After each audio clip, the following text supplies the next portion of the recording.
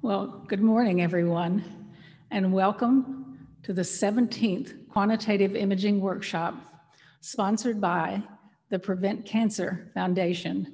And I am delighted to say that this year's workshop is being sponsored in partnership with the American Lung Association. I'd like to start by first welcoming all of you and saying how delighted we are by your interest in this workshop, despite the fact that, as you can tell, just like almost everything else, it's virtual this year. We have a sort of a hybrid arrangement for this workshop because there are a few of us socially distanced and wearing masks in a big hotel conference room, and there are all of about 9 people in here, including all our technical support. So my first order of business is to thank our hardworking steering committee. They meet all year long, virtually every 2 weeks, and we'll start again probably right after Thanksgiving to plan for next year's workshop.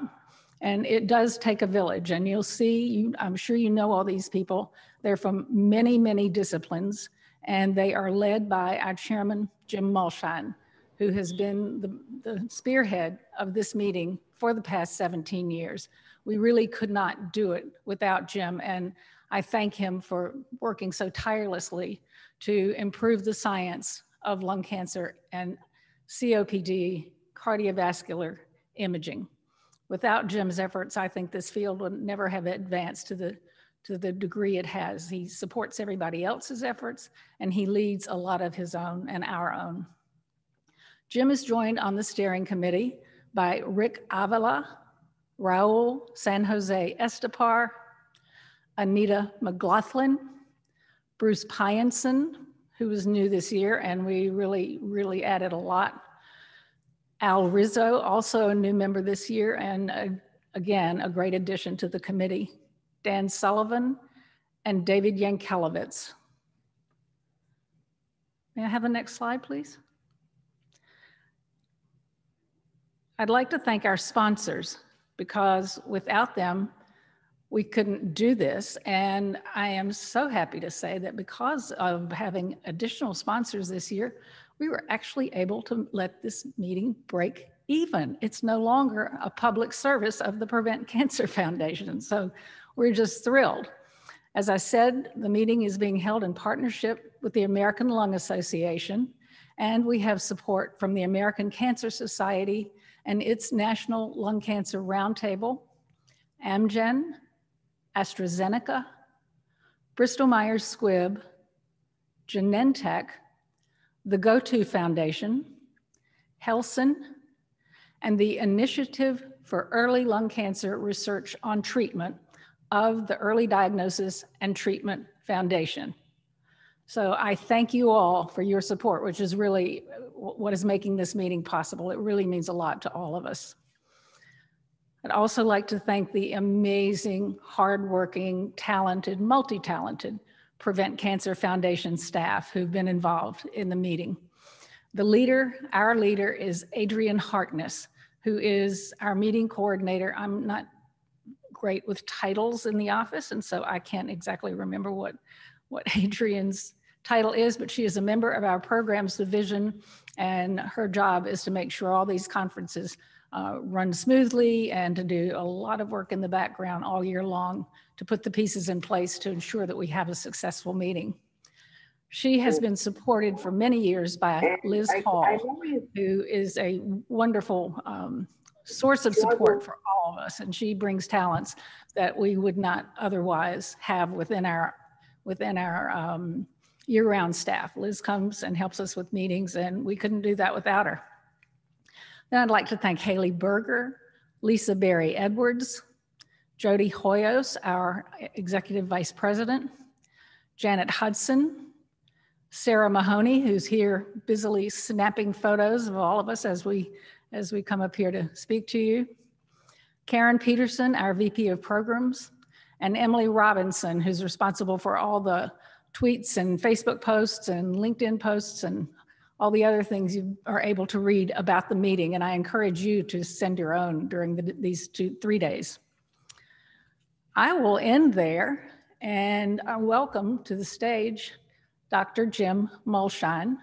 I think you know that he is a professor and the former provost of the Rush University Medical Center, 25 years at the National Cancer Institute, and has been interested in the science of lung cancer screening by low-dose CT since an evening in August. I remember it very clearly, in 1999, when he called me and said, "Bo, you're not going to believe this, but there's just been a paper published in the Lancet that says that low-dose spiral CT finds a lot more lung cancer in earlier stages than chest X-ray. I think we're really onto something here." Well, let's see, that was 1999. So 21 years later, here we are, and he was onto something. So thank you and welcome, Jim.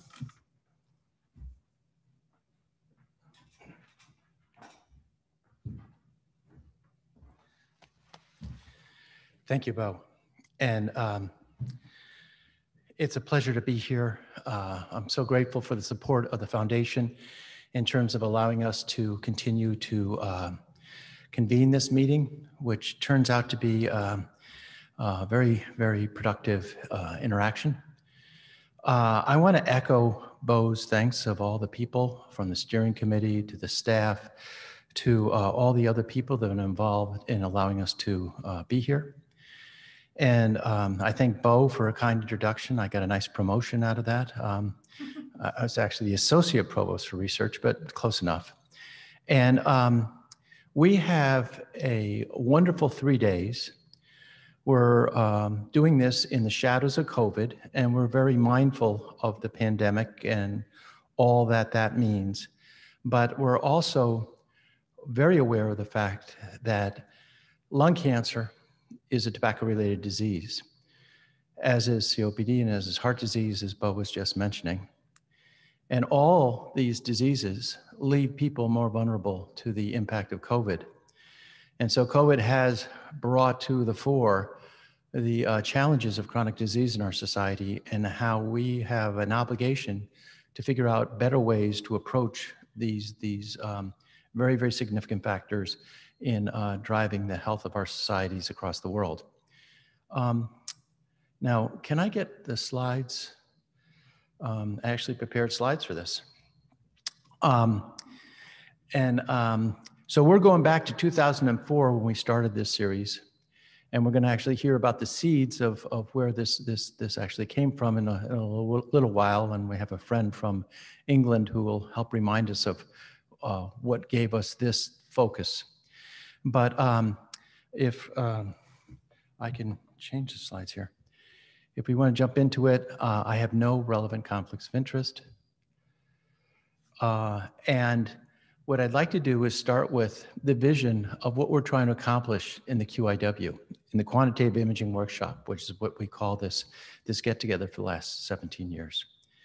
We have a vision of using quantitative imaging to better detect early thoracic disease through thoracic imaging. And we will do this both for detection as well as for response assessments for therapeutic interventions for early disease. And we've been interested in both of these applications since the onset of this workshop, and we've kind of bounced back and forth depending on where the opportunities were, where the focus was more on detection or on intervention. Today, in this workshop, we'll cover both. Now, lung cancer, fortunately, has moved forward as a tool, as a target for early detection because of the net impact of the trial that Bo described in Lancet in 1999 that was done by the LCAP, the Early Lung Cancer Action Project, led by Claudia Henschke, validated by the large national lung screening trial, the NLST, in which we saw a significant 20% mortality reduction at the end of a major, well-designed, well-executed randomized trial. More recently, this has been confirmed with a publication in the New England Journal in the last year of the Dutch-Belgium randomized trial called the Nelson. And based on that, we have a very, very strong objective basis for the use of thoracic imaging in the systematic early detection of lung cancer in high-risk populations. However, the technology has provided new opportunities for us, because as we do this lung cancer screening, it's evident that imaging the thorax also reveals other major diseases that are major causes of mortality reduction across the world. And we're going to be talking about that opportunity and how do we systematically and efficiently and responsibly move from simply screening for lung cancer, which is not simple, to now also taking on, and this year in particular, we're going to focus on the opportunity of tobacco-related injury leading to the development of chronic obstructive pulmonary disease and related entities. Last year, we spent considerable time talking about the impact of thoracic imaging on coronary artery disease via coronary calcium detected on thoracic CT. So this move from one disease to three diseases crosses a lot of disciplinary boundaries in our society because we have a very fragmented healthcare system. But people who have lung cancer also frequently have heart disease or COPD. And we have to be attentive to the needs of the patients and not necessarily be attentive to the structure of how we deliver care. So we're trying to think through how do we pull these together in a more thoughtful way. So as I just said, from a lung cancer perspective, we have enormous evidence support in regard to the two randomized trials I mentioned. In addition, there have been a number of publications, even from our last workshop, from major international studies that suggest with long-term mature follow-up that we see mortality reduction in excess of 20%. And so in different populations, in different kinds of eligibility criteria, we're seeing robust benefits from CT screening.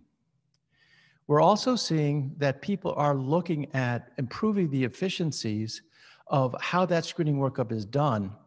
And as exemplified by the Nelson and by a series of excellent articles from the United Kingdom's lung studies, we're seeing improved efficiency of the diagnostic workup. And so we have better detection, we have more efficient detection, we have less costly detection. And in addition to this, through the work of Kiba and others, we're seeing the Quantitative Imaging Biomarker Alliance, we're seeing the improvement of quality measures to ensure that the detection is robust and potentially includes quantitative assessment of the size of the lung nodules, which is built into many of the major algorithms for lung cancer diagnostic management now. And so across the board, we're seeing this approach improve. And because of that, it's natural to ask, can we further improve the harvest of information from this imaging encounter? Now, there's been a lot of discussion in the literature about the fact that lung cancer screening is now approved, it's endorsed by the U.S. Preventive Services Task Force. We see mortality reduction benefits across trials throughout the world, and yet the uptake is modest. The last article that kind of looked at this prior to COVID showed that it had moved actually from the previous year of 5% uptake in the eligible population to perhaps 15% in the eligible population. Now, some people say that's a 300% increase in the implementation, but it's kind of disappointing considering that this is an accessible test, it's a cheap test, it's a safe test, and you'd like to see the world's most lethal cancer being managed more robustly when these opportunities emerge. However, we then had COVID, and as was recently published in a very comprehensive paper in JCO Clinical Cancer Informatics last week, the cancer screening in the United States from millions of Medicare individuals' data showed that there was a, generally speaking, 75% reduction in breast cancer screening, colon cancer screening, lung cancer screening across the board. So we kind of have an asterisk during this pandemic in which rates of screening uptake are going to be off. But we still need to be thinking about what can we do about that. And I showed this one slide that Claudia Henschke graciously provided me, looking at the stage distribution of referral lung cancer cases at Mount Sinai Health System in New York. This is a consortium of 6 hospitals across the city. It's the largest healthcare system in the city, and that's the largest city in the nation. So it's kind of interesting because you can see across a period of time from 2007 to 2017, you've got major shifts in distribution. The red bar at the top shows the number of people with advanced disease presenting at any of those 6 institutions. And the green bar is the number of early stage cases. So this is an example of real world data, subject to all the biases and concerns that one has with a referral population. But it's very, very striking to see that in New York City, where they did the New York LCAP study over a decade ago, they trained all the radiologists in the city participating in that study to do correct lung cancer screening.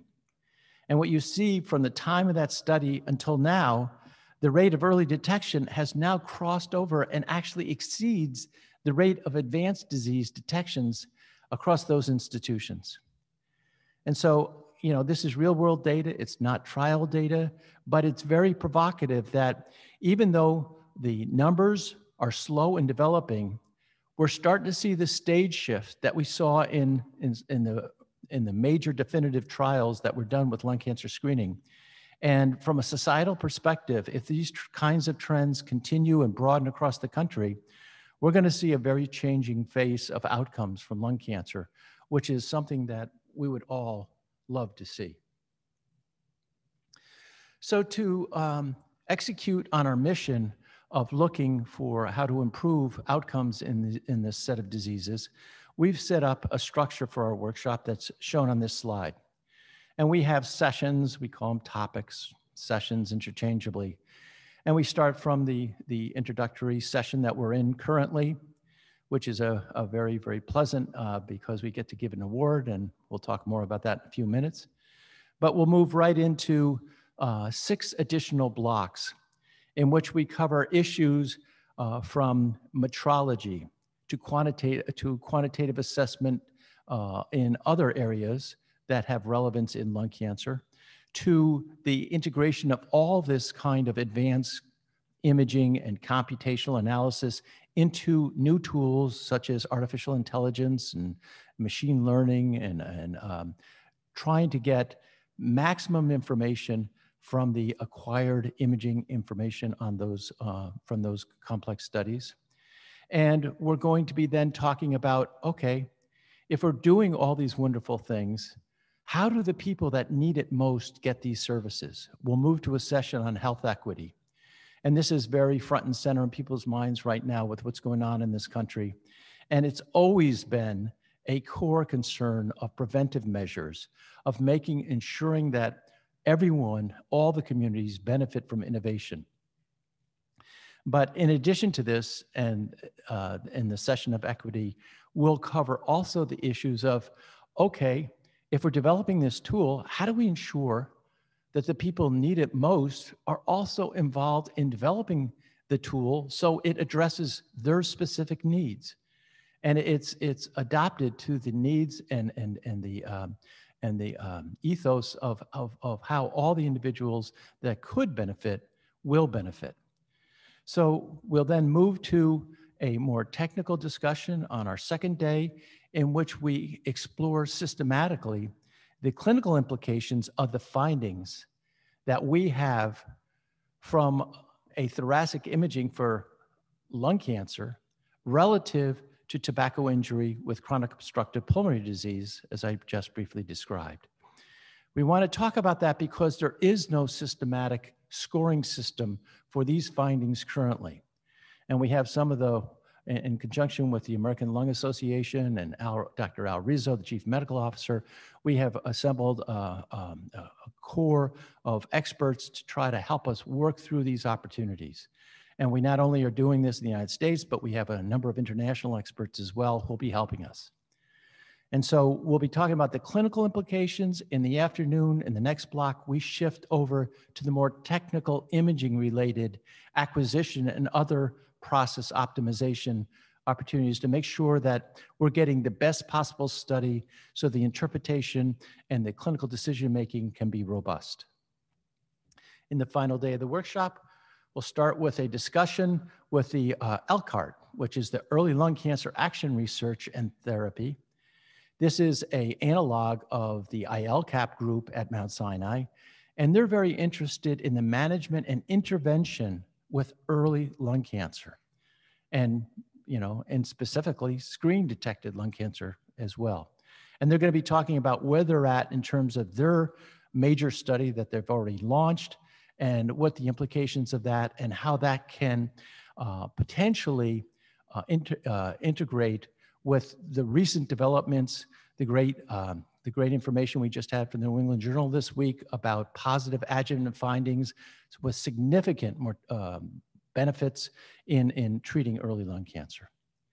And then finally, we'll close in a session that is going to focus on population health, and population health as it relates to screening, and screening not only for lung cancer, but for all tobacco-related diseases, and how that could potentially be worked into the emerging population health paradigm, and how we can incentivize that, what has been the experience of other cancer screening systems, and how they've approached this, and how we can potentially use that blueprint for more effective and more rapid implementation of lung cancer screening. Now, I'm coming back to a slide that I showed last year at the overview, in which we were talking about the development of large databases that could be used for to define and to validate artificial intelligence tools for managing imaging and imaging in the early disease context. And this very, very nice article from JAMA was talking about, if people are allowing their data to be used for artificial intelligence, there's concerns about artificial intelligence and what that means, and how their data will be used, and whether it'll be used in ways that the people are comfortable with, so that they are confident that when they release their information, they're doing a good thing. And this is a very big discussion going across our society and at many stratas. But in terms of the biomedical implications for this, what turns out to be really critical is a notion of trust between physician and patient, physician and the development community and the industry. And we have to be in a pact where people understand what the possibilities are, what's going to happen with data, what are the boundaries. And so we've got to develop trust through defining transparent measures in which we will guide our future behavior, and then make sure that we're accountable in terms of relating what is being developed, how it's working, and having patients as well as screening subjects, as well as care providers, understand how these complex tools function, and have the robustness and transparency, so that we can make sure that they continue to work that way as they move through into implementation across our society. Now, in regard to the equity issues, we have been very concerned, as I said, not only about reaching disadvantaged, medically underserved communities with these new services, but we want to spend some time in this format making sure that these computational approaches that we're developing do involve the dynamics, the data, the cultural nuances of individuals that are underserved, so that these tools will be developed in ways that will have just as much relevance as they will in other populations that have access to more ready access to healthcare and have additional financial resources.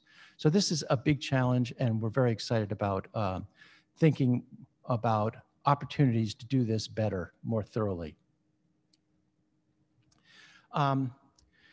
In the sessions that we're going to be focusing on COPD, we already have, and we have the benefit of the experience of people that have published extensively on the findings of chronic obstructive pulmonary disease in the screening settings.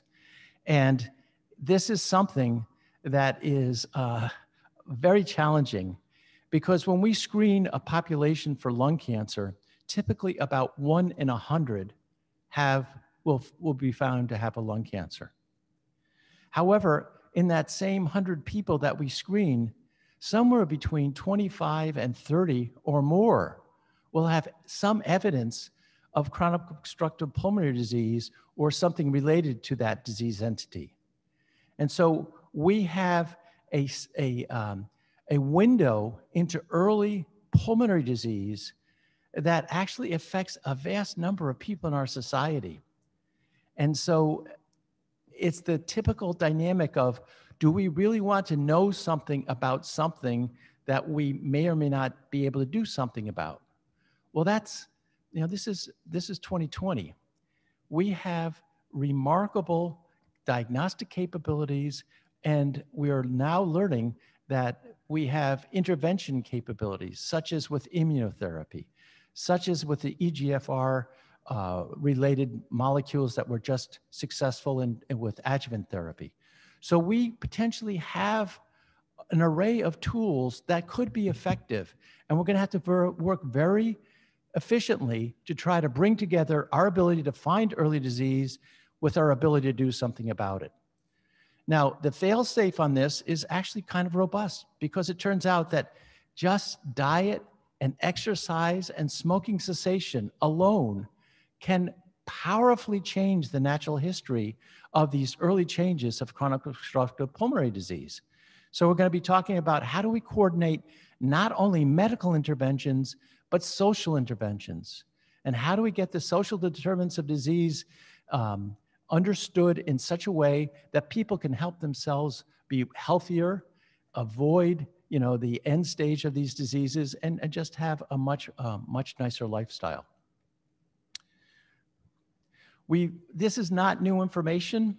I show a slide from 1997 that shows cause-specific mortality from the big American Cancer Society database that's been used for so many things, and which this graph shows in the top left-hand corner that lung cancer, heart disease, COPD all occur in the same age range, in the same escalation of numbers. And now we have a tool that's showing us that they can routinely identify which individuals are afflicted by any of these entities. So we got to pull this together and try to do this in a, not only the detection, but the care in a more effective way that brings together both social determinants and medical determinants. Now, in the final LCART system, we're going to have an update on where they are in terms of their surgical interventions, which is actually a very positive story. Screen-detected cancers tend to be smaller. They tend to be a process in which we can operate much more effectively with less time in the hospital, lower complication rates, quicker recovery, and it's a very good thing. I've already spoken about the recent New England Journal publication of the ADAURA trial, and that brings that conversation for early interventions with drugs into full focus. And the ADAURA trial was done in people that had slightly more advanced but still early cancer. The segment of the population identified by screening, the 1A patients, have really been outside of these kinds of recommendations. And we think now's the time to begin the discussion about what we can do about this population so that we can further enhance curability of this disease. In the final session on the population health, we're going to be talking about fostering dissemination through incentives. And Bruce Pyenson and his group had put together a very provocative type of presentation with the experts who have been involved with setting up these foundational tools for a much more efficient and a much more satisfying health delivery system. We will conclude all these individual sessions with breakouts. And our breakout process we'll talk about more in a few minutes. But basically, it tries to bring together themes, and we have 2 breakouts. One is going to be on about managing the early disease findings, like I just talked about, and the second one's going to be about the opportunities for detection and standardization of recommendations for early obstructive lung disease. With these breakouts, we'll have the chance to really talk about the gaps, come to consensus on where the opportunities are related to new technologies or other innovations, and then try to distill what are the goals for moving forward for next year. I'll stop there. And I think we're doing okay on time. And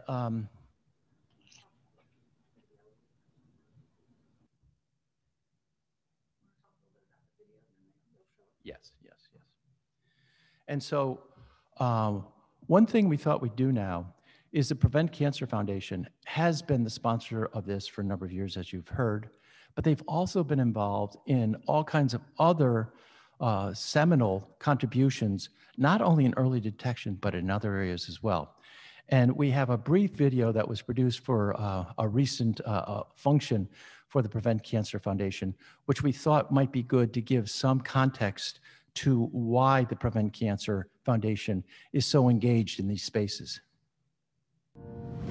One of the hallmarks of the Prevent Cancer Foundation is to provide seed grants to researchers at any stage of their career who want to do something important about cancer prevention and early detection, typically in a medically underserved population. Dr. Craig Jordan, who's known as the father of tamoxifen, very early in his career, we gave him a grant that enabled him to show that this drug was able to prevent cancer in the other breast of someone who had had breast cancer. And that was the first drug that was ever approved to prevent cancer. And we were there at the beginning.